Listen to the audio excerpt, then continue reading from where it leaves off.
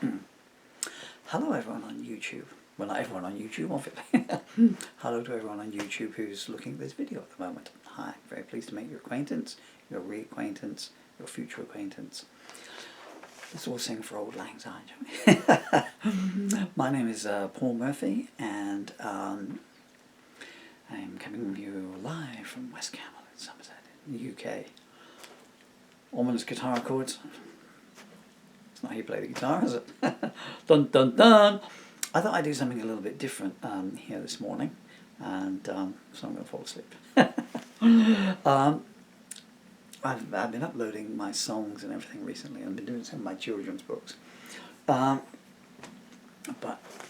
well, let's just say I could do with a laugh myself this morning, and so I thought I'd dig out some of my comedy books. I couldn't find this anywhere. I was looking for this specific book, Jottings. It comes to something when you can't find a copy of your own book in your own handwriting. And, well, this is shameless. I mean, it wasn't in there. Stories that rhyme. Those wonderful heartbreaking love songs, isn't there? It wasn't in there. Poems from an Empty Wishing Well.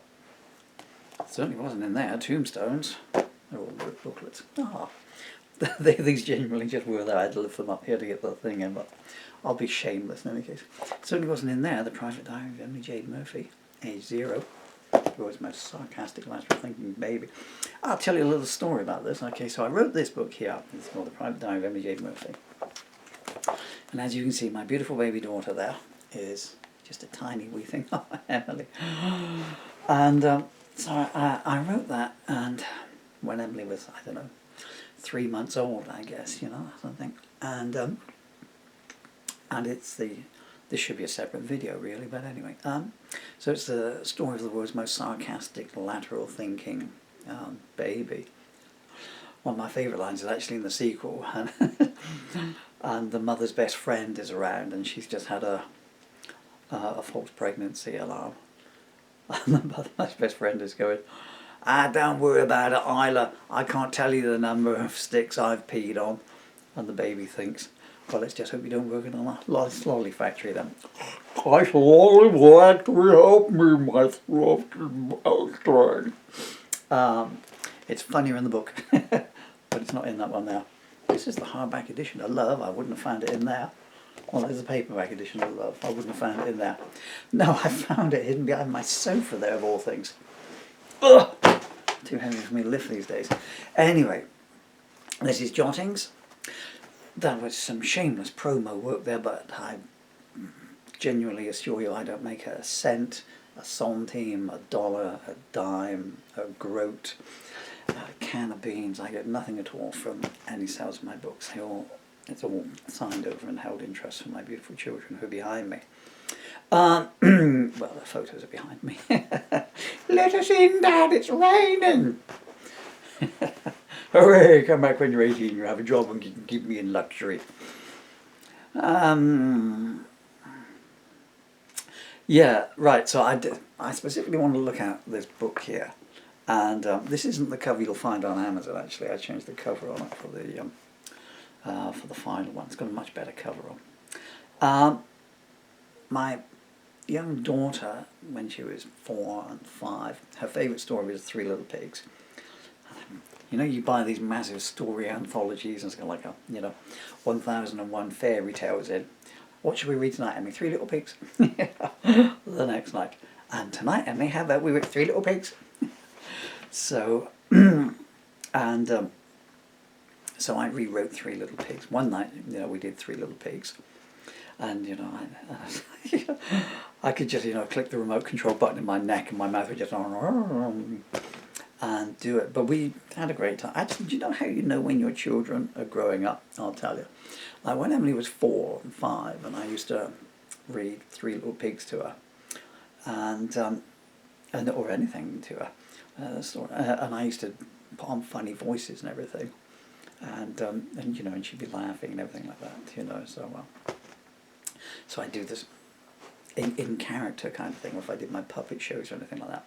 And I would always do the voices, and then one day I was reading Three Little Pigs to Emily. She was sitting on my lap in this very chair, and she was 6 years old, and I started doing the first funny voice, and she went, "Proper voice, Daddy." And you're growing up.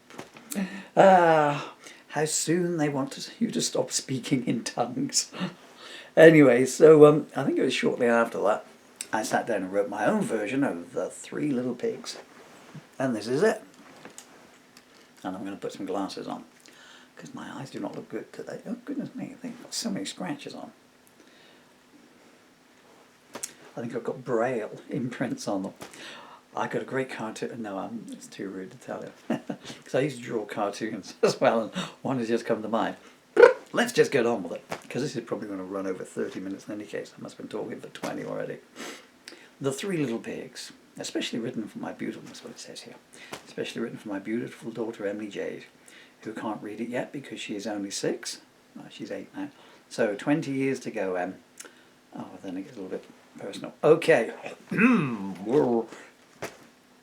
Are you sitting comfortably? Well, you're luckier than me then. Once upon a time, there were 3 little pigs. The end. Hey, I didn't say it was a long story. Sorry. Have I showed you this yet? This is the cover of... this isn't the cover of my new book. This is the picture that Dylan drew on the cover of my new book.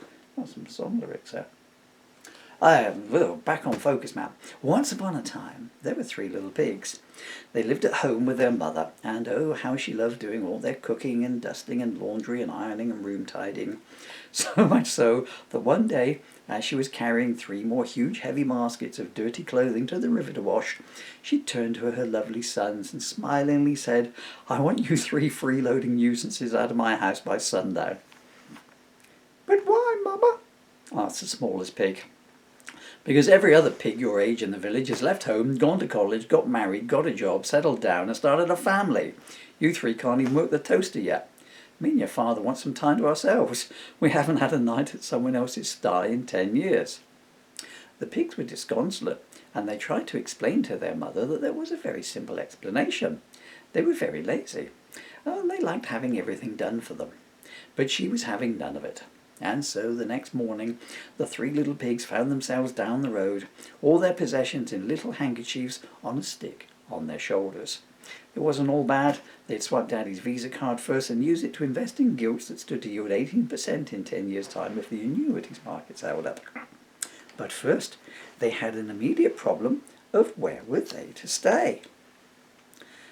"Shall we stay all together?" asked the first little pig. "There's safety in numbers, and it is a wild, wild world out there." "I think we should hedge our bets." I'm not going to do the voices. For a start, I have to twist things to get that little pig's voice. Well, you know, at my age, it's like a Newton's cradle down there in any case, you know. I'm sorry. Back to focus. "I think we should hedge our bets," said the second little pig. "We should split up, seek our own fortunes, and meet up and stay with the pig who is the most successful, unless that pig is me." "That seems a good idea," said the third little pig, "with the exception of the last part, which should read, unless that pig is me. So this will be au revoir then, my brothers. I wish you well." And with that, the 3 little pigs had a big hug and went their separate ways. He had not been travelling long when the first little pig came across a man who was walking up the road carrying a huge bundle of straw. The little pig ran up to the man, excited to have someone to talk to. "Hello there," he said in his friendliest voice, which had suddenly grown a lot deeper. "Where are you going to this fine day with such a huge bundle of straw?" "I'm going to my farm," said the man. That's not a good voice, is it? "You have so much straw," said the little pig. "What are you going to do with it all?" "What are you, the straw police?" asked the man. "No, I was just making polite conversation," said the little pig.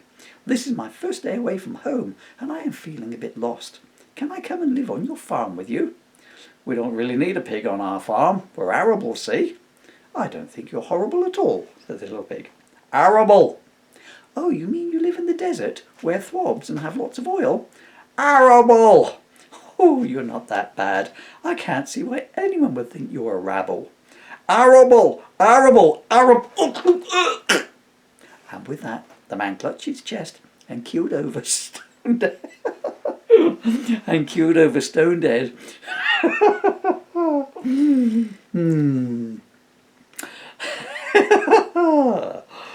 I haven't read this in 2 years.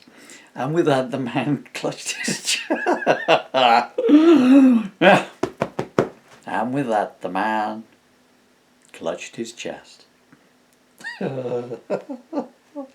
And queued over stone dead from a stress-induced heart attack, quite possibly pig-related.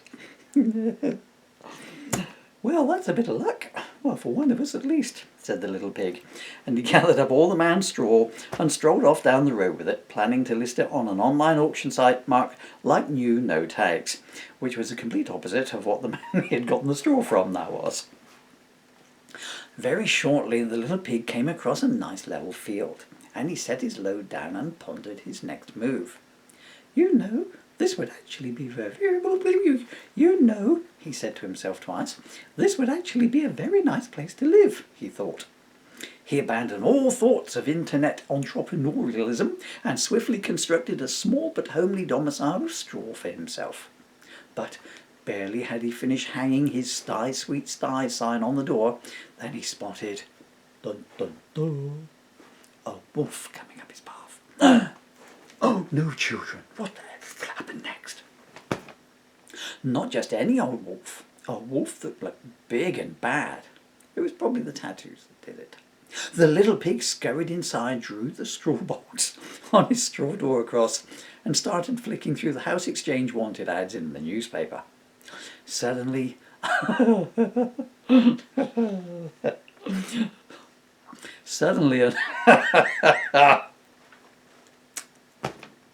long you got? This could take a while. Go put the dinner on, come back and I'll have the line out. Suddenly a barely audible rustling came as the wolf pounded on the straw door.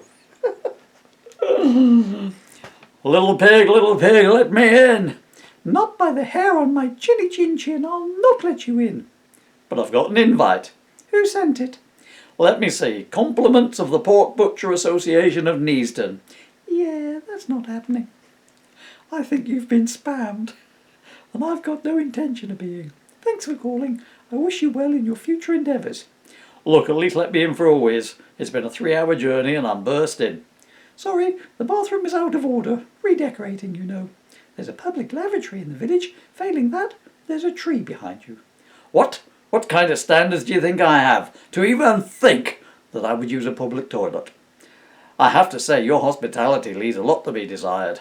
I had none of this trouble with Red Riding Hood's grandmother. Speaking of which, you don't have any antacids, do you? You can't see it on the camera, but I'm rubbing my belly. I'm doing all the mime moves down below, you know. As I said to the wife on the honeymoon. She said, sadly, you don't have much to mime with. Where was I going with this? There was a cartoon I saw once. I can't remember who drew it, but it was a great cartoon, and it's a mime who suffocated inside a glass box. Where am I to here? Speaking of which, you don't have any answers, do you? No, sorry, never need them. I'm going to quit the voices. This is the little pig speaking. One of the rewards of eating a healthy, balanced diet. Oh, what do you eat then? I can't help myself, I'm sorry. Swill. Swill? What's that? Oh, a delectable blend of all meat scraps, meat trimmings including chicken, offal such as liver, kidney, tongue, intestines, etc., blood, bones and mammalian and chicken carcasses, any food cooked with or that has been in contact with meat products or meat byproducts, food scraps.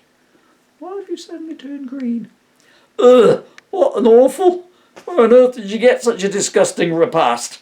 The supermarket, where do you think? Where do you get your meals from? Open the door and I'll show you. Oh, nice try. Anyway, I've got to quit the voices. I'm sorry about this. Force a habit, I'm afraid. Anyway, lovely to see you, said the little pig. The first little pig, in fact, in a cowering in terror in the basement kind of way. I must get on now. Lots of wallowing to do, lots of emails to answer. Have a safe journey home, or not, your choice. Little pig, let me in, or I'll huff and I'll puff, and I'll blow your house down. That's not very nice. Well, not let me in for a chat after I've come all this way isn't very nice.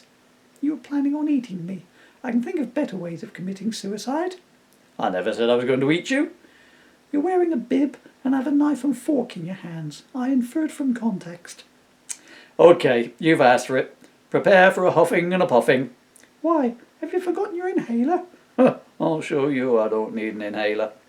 And with that the wolf filled his lungs with huge draughts of air and coughed uncontrollably because a fly went down his throat. Don't just stand there filming me, Clyde cried. Clyde. Hello, Clyde, how you doing? Hello, Derek, how's it going, lad? Cried the spluttering wolf. Get me a glass of water. Are you kidding? This video was worth $200 on you've been embarrassed publicly to such an extent now that you will be mocked and bullied for the rest of your life. How do you think I paid for this place? No idea. Switch Grandad's ventilator off and hit the record button. That's rather mercenary. Oh, when was the last time you paid for a meal? Knock, knock. Hi, just passing. Feeling a bit pecky. My voice is getting so high.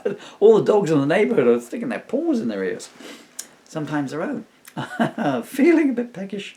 Just let me pour some gravy on you. Ah, lovely. Oh, while you're coughing away there, if you could stumble backwards and fall over that fence and into the pond and emerge with a duck sitting on your head, we could hit 1 million views on YouTube by the end of the night. That is it with the voices. No more.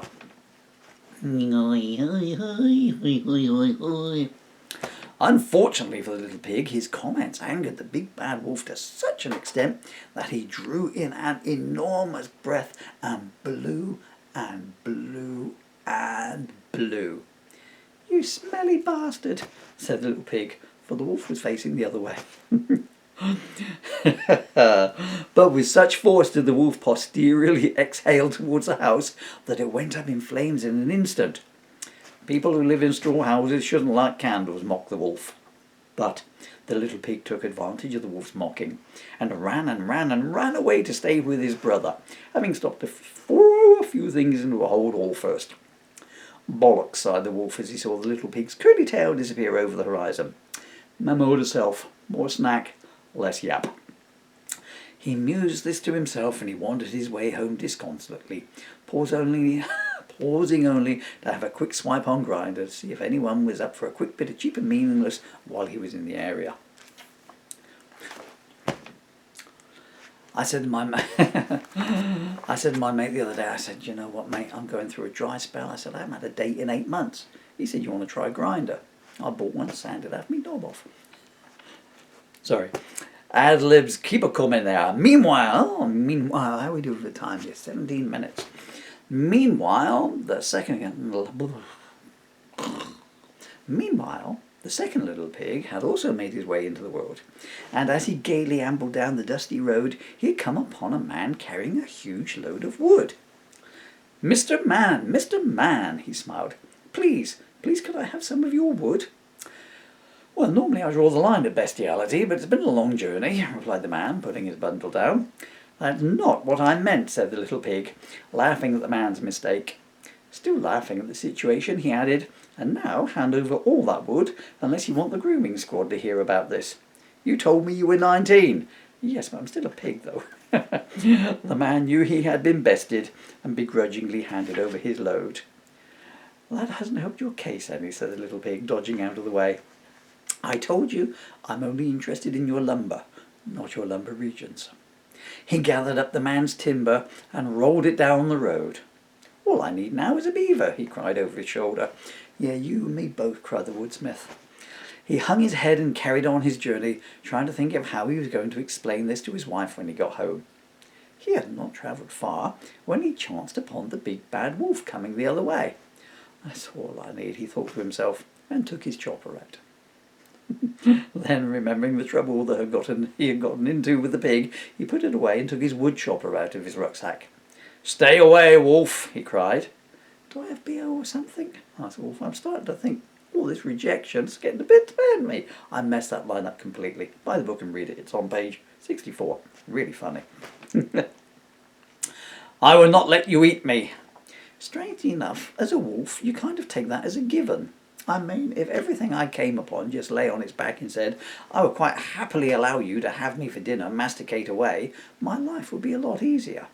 Anyway, I'm not interested in you. I'm on the lookout for little pigs. You haven't seen one running down this road, have you?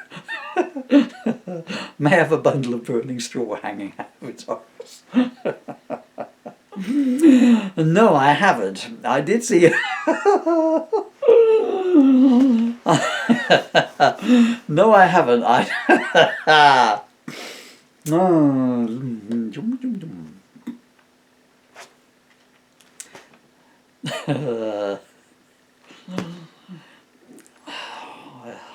Is this a punchline I see before me?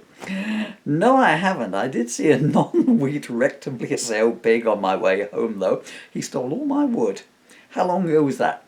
3 days. Where did you see this little pig? Just there by the curve on the road. It's taking you 3 days to walk 200 yards? I'm a slow walker. Slow? Dead people could have gone further. I thought the pig might have come back, so I lingered a while. Why did you think he might come back? I thought we'd shared a moment. Guess I was wrong. Looks like there's nothing between us.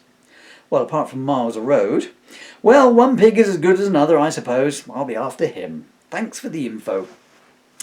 No problem, Mr. Wolf. If you do catch up with him, anything he says about me is lies. Yes, I'm writing a book. Research, you know. Anyway, bon voyage. Most importantly, bon appetit. And with that, the woodsmith carried on his way, and the wolf carried on his. Although they swapped numbers and agreed to keep in touch, they never did. Meanwhile, again, the second little pig had not been idle, and in no time at all had constructed himself a lovely 2-story dwelling out of the wood he had acquired. Quite amazing, really, considering he had no opposable thumbs or blueprints. He had just settled down into his chair and put his trotters up, intending to relax and listen to the shipping forecast on his wooded radio. Shipping was within 2 to 3 days. Why not sign up for Prime and get it the next day? Said the announcer. Just then there was a knock on the door. Who the bloody frick is that? Said the little pig. He was a grumpy little so-and-so. Who is it? He yelled through the door. It's me, your brother, came the reply. Thank you for telling me. Come again. Maybe text first. No, you must let me in, cried the first little pig. Why? A big bad wolf came to eat me. He blew my house down, covering the wreckage and something unmentionable at the same time. He's probably right behind me now. That's not a very persuasive argument for me letting you in with me, really, said the second little pig. He might eat me as well. That's not a great incentive for a family get-together. Oh, please, brother, let me in. Have mercy on your sibling. He could be here at any moment, said the narrator, looking at 22 minutes.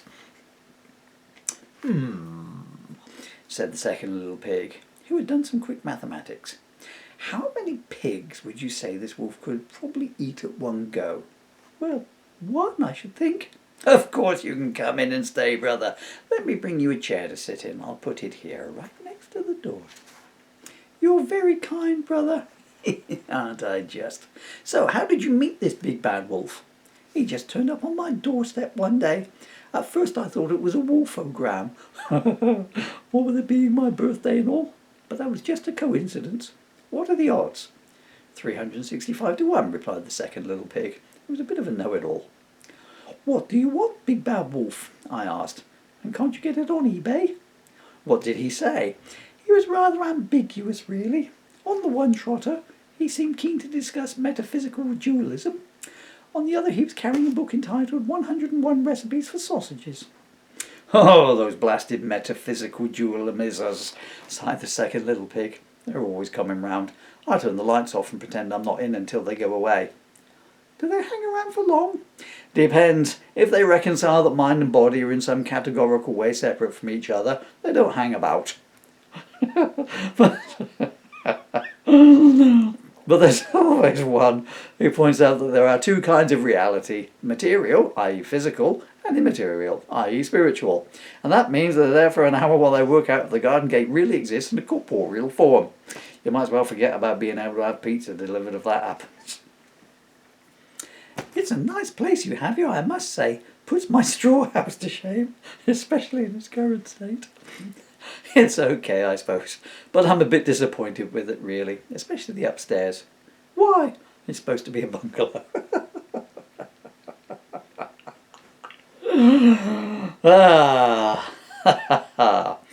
So, how... So, where's the end of the blasted paragraph so I can switch the camera off?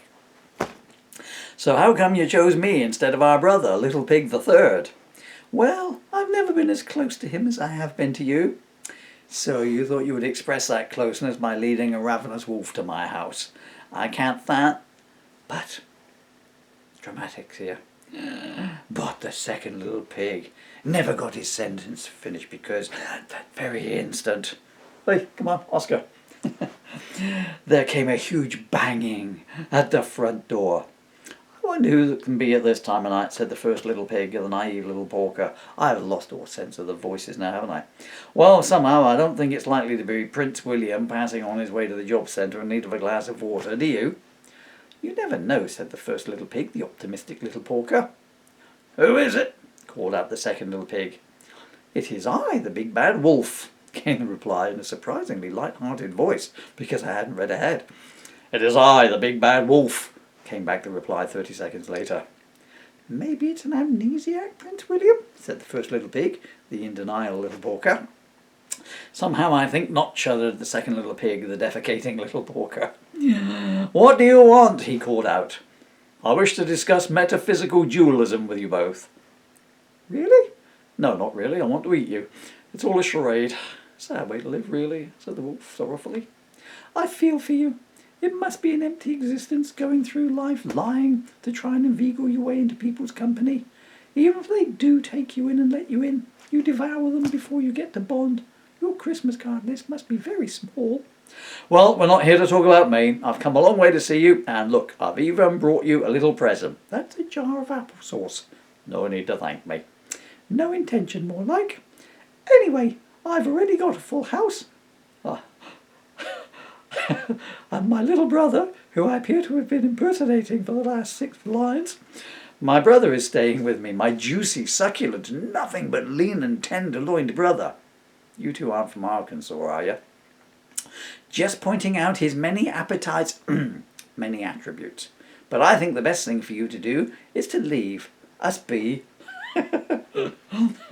Read where the comma is. I sound like William Shatner, don't I? And go away, Spock.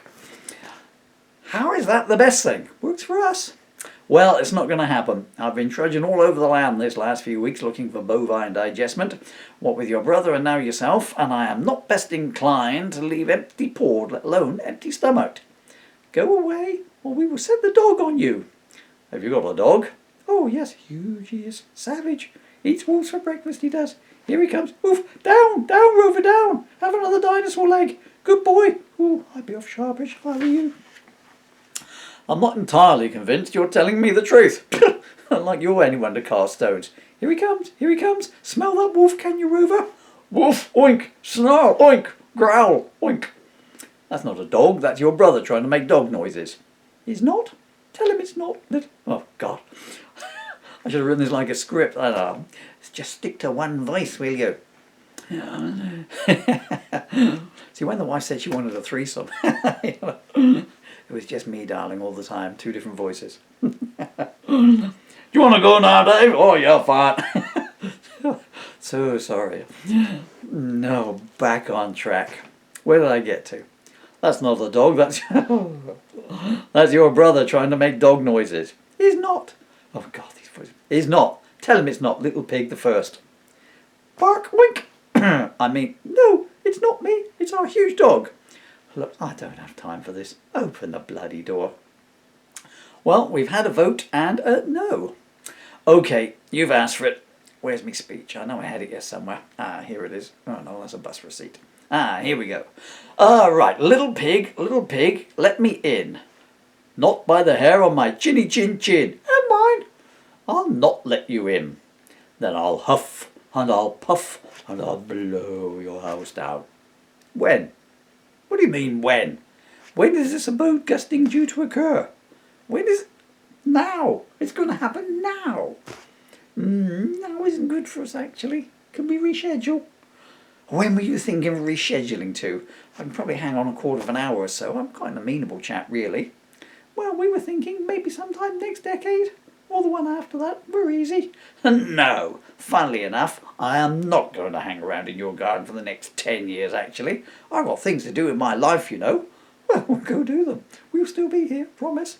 You'll come back much more fulfilled, spiritually, and we might even become friends and laugh about all this. The only thing I want filled is my stomach. Right, cue me up, will you? Where do we get to? I think it was, I'll not let you in. No, we've done that bit. I think you've done your I'll blow your house down bit as well. Oh, sorry. Let me see. Okay, then, off we go then. And with that, the big bad wolf drew in an enormous breath and blew and blew and blew. The full force of his exhalation hit the second little pig's house of sticks, reducing it instantly to splinters. So, smaller sticks in effect. Unfortunately for him and him, he exhaled so much he got lightheaded and had to sit down for a while. And when he had shaken it off, there's an ad lib there that I didn't come up with, you're very lucky, he looked around to discover the little pigs had gone, having taken the foresight to call for an Uber whilst the wolf was tapping away. He destroyed my lovely house, wailed the second little pig. You're lucky. At least he was facing your place when he did it, replied the first little pig, asking the driver to stop somewhere for some shower gel on the way. Okay, 31 minutes. So that's half the story. Maybe I'll do the other half. Maybe I'll just do something else entirely. You've been very, very kind and gracious and generous and wonderful and resplendent with your time. Thank you so much. My name's Paul Murphy. It was when I started. It is now. You are great. Love you.